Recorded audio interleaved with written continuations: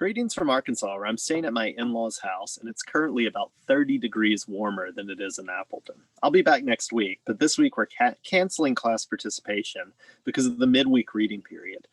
However, you will have a group work, which will be announced later today, so I'll be sending that out. Also, there will be no individual homework due this week, due to the fact that you're working on your papers right now, and I thought you might appreciate the extra time. Okay, so today we're going to be talking about attention. Attention relates to the topics we talked about in the last lecture, which were perception, visual perception, or linguistic perception. Of course, we can also think about hearing as a form of perception, taste as a form of perception. And it's thought now that attention in some way is a method for directing the mind towards each of these sensory items. So the items that are part of the kind of sensory stream of experience, which we've talked a little bit in class, talking about self-knowledge and other topics. Okay, so we're going to be talking about attention. And to get us started here, I have a kind of example that I want you to think about. So here's the example. The example is supposed to illustrate a kind of difference between seeing that something's the case, or seeing something and seeing that thing is the case, so that thing is there. So what I want you to do is I want you to look at these two images, alpha and beta. And I want you to look at both of the images, notice every detail about them, and then try to find a difference that exists between the two, okay? So have a look, here they are.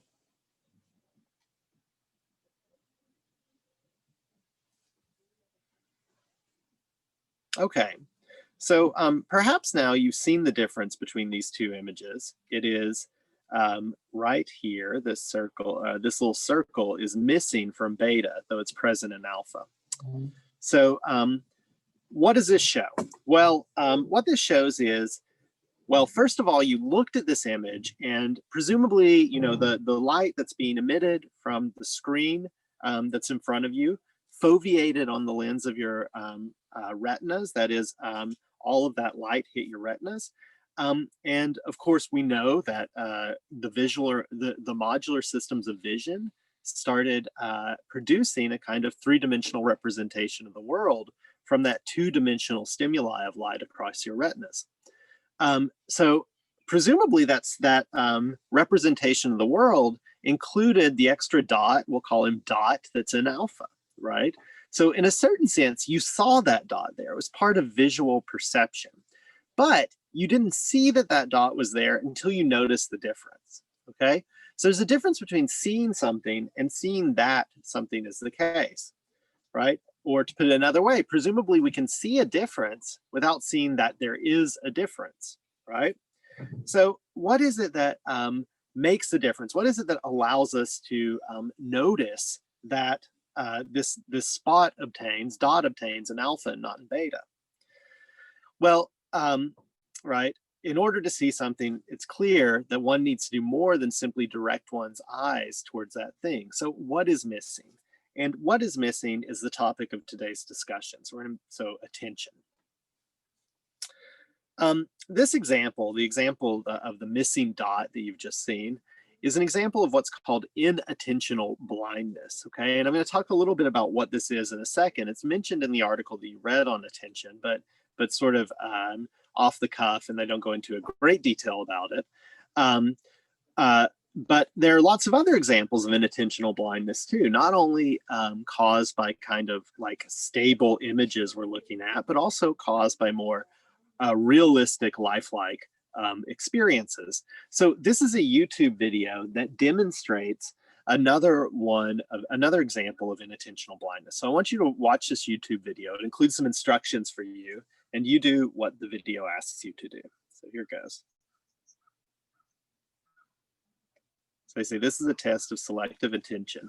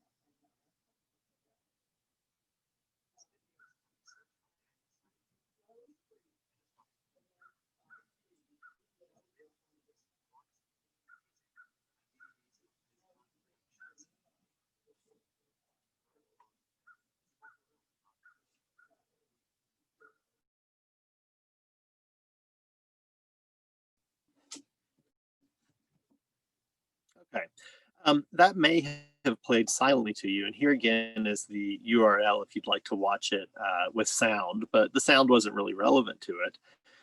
You may have seen this video before. This is an example, again, of an inattentional blindness. So what happens in this video is your attention is focused on how many times the people pass the ball from one another, right? So that's what you're paying attention to. And maybe the choppiness of this video sort of messed up the effect somewhat. But typically, so you're paying attention to that, to the ball passes. And many people, a significant number of people watching this fail to notice the gorilla that passes into the middle of the screen, beats its chest, and walks off to the other side. Okay, so people fail to notice that. We think that's kind of a distinctive stimuli, of course, a kind of a gorilla walking across the screen. That would be something you'd expect to notice, but a significant number of people don't. And that's because their attention is directed at something else. So again, this is an example of inattentional blindness. That's kind of a blindness due to a lack of attention. Here's a bit more on the topic of this. This is a definition from the Simons article that you read. So inattentional blindness is when people attending to objects or events in a visual display fail to notice an additional, unexpected, but fully visible object or event in the display. I might lose the unexpected here. It's just failing, I think you could say it's failing to notice an additional, fully visible object or event in the display. So this is what inattentional blindness is, right? So we know, if you attended to this effect, you would notice the difference, right? So that would be attending to the effect. All we're getting when we add the in here, that's a prefix that identifies the opposite or the absence of something. So we're saying without attention here. So this is blindness without attention due to the lack of attention. So the question, of course, is, again, what is attention? And here's a response by a famous psychologist, famous philosopher, William James. So James says, well, everyone knows what attention is. It's the taking possession by the mind in clear and vivid form of one out of what seem several simultaneously possible objects or trains of thought. It implies withdrawal from other things in order to deal effectively with others, and is a condition which has a real opposite in the confused, dazed, scatterbrained state. Okay, so that's William James writing on attention in 1890. I think, it's interesting because James tells us, well, everyone knows what attention is, and there's something to what he says, but in fact, embedded in this definition that he offers are two kind of contradictory ideas. So James's idea points us to the taking of possession by the mind in clear and vivid form of one, right? So taking possession by the mind of one thing, right? So that really suggests that it's like attention is focusing in on this one thing, like attending to that one thing in some way. But then also James points this other kind of factor, which is withdrawal from some other things, right? So we might ask ourselves, well, how is attention realized? Is it really primarily a kind of focusing in on one thing, or is it just pulling away from everything else? And maybe in some sense those are related to one another in a kind of sense. You may not be able to do one without the other, but we might just ask, well, how can we sort of characterize attention? Does one of these seem more correct? Essentially, the question here is attention sense mode general or a specific, right? Or rather, sorry, this is a separate question. So we'll get back to James's question in just a second. But a separate question is related to the question of whether attention is sense mode general or specific. So the idea here is, well, you can imagine that you have like visual attention, auditory attention, taste attention, linguistic feature attention, and you can, these are sort of built into those more general modules, and you can, apply those different attentions within each of those modules. So that's the idea. However, the current view is that attention is in fact probably a sense mode general cognitive phenomena. So again, the idea would be, right, that there's a kind of global workspace where all of these all the outputs of our perceptual modules are located. And there are some higher order systems that can attend to that global workspace and use the information that's in it to its own ends. And it seems that attention in some way is a kind of distinct phenomena that can be directed at any of the components of that kind of visual phenomenal stream, that felt stream of experience that is available to sort of higher order modules or higher order systems within the mind. Okay, so that's the idea. Attention is a kind of general cognitive phenomena that can direct at all of our different sensory modes, and each sensory mode does not have a kind of distinctive built-in attention engine within itself. Right, instead, and this is another kind of metaphor due originally to William James, we would think, as I was just kind of suggesting, of attention as kind of a spotlight that can direct in on these different items. Okay? But the spotlight metaphor doesn't really settle all of our questions, right? We might ask the question, well, how does the kind of spotlight operator work? How do they go about doing their work? And it seems like someone tasked with that job might do two different sorts of things, right? They might have as their task to look for a specific thing. So people in prison uniforms, for example, right?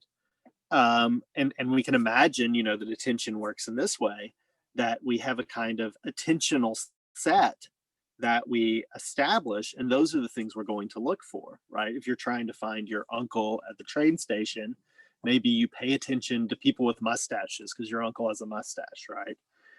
So we could be the case that attention,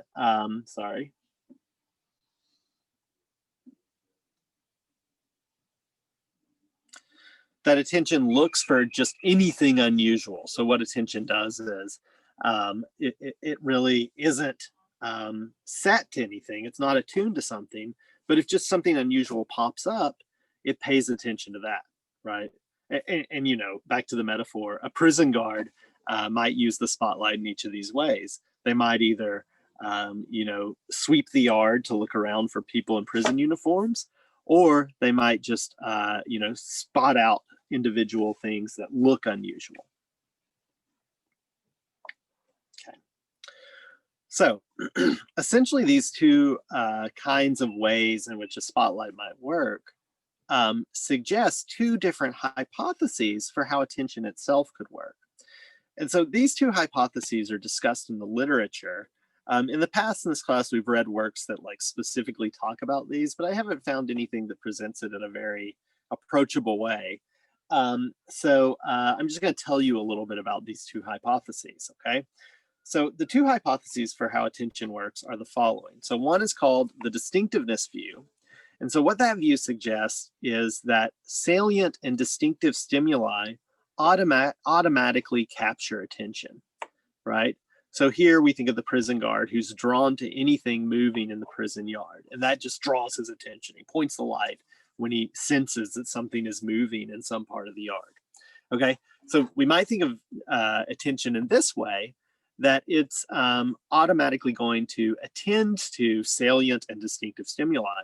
Or instead, we could think of attention as working according to a contingent capture hypothesis. So according to that idea, then attentional capture will depend on the observer's attentional set, right? As I was just mentioning before. So observers have an attention set on this idea for particular features, and only those features will capture attention, right? So here again, just think of the prison guard who's told to keep an eye out only for people in prison uniforms. And so the question is, well, which of these two views is correct, okay? And now let's turn quickly to your readings. So I think there are two hypotheses here for how attention works.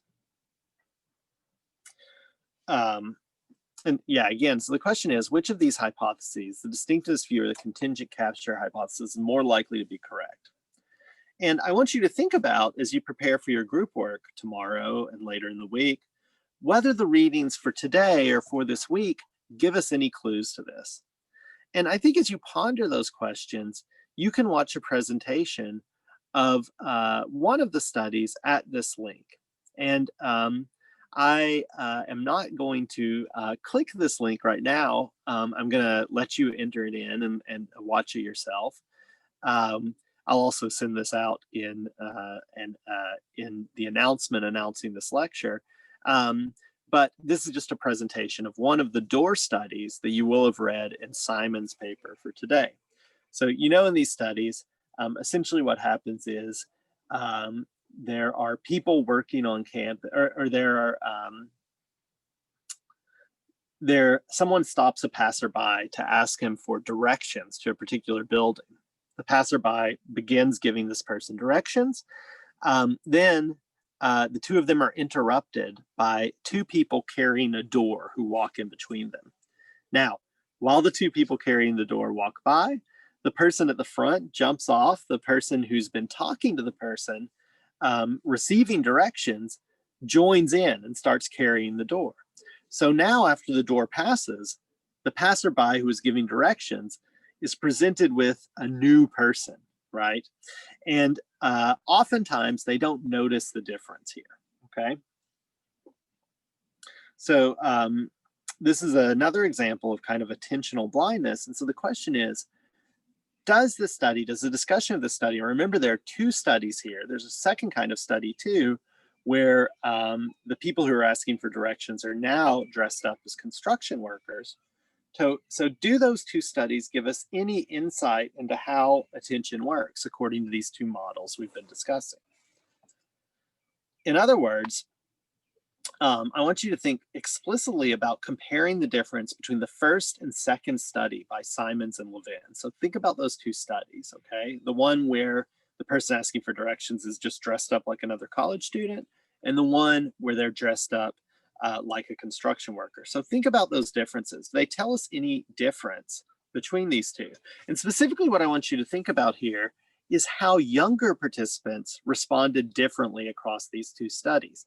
So part of what Simons and Levin find is that there's a significant difference between the first and the second study with college age students in particular.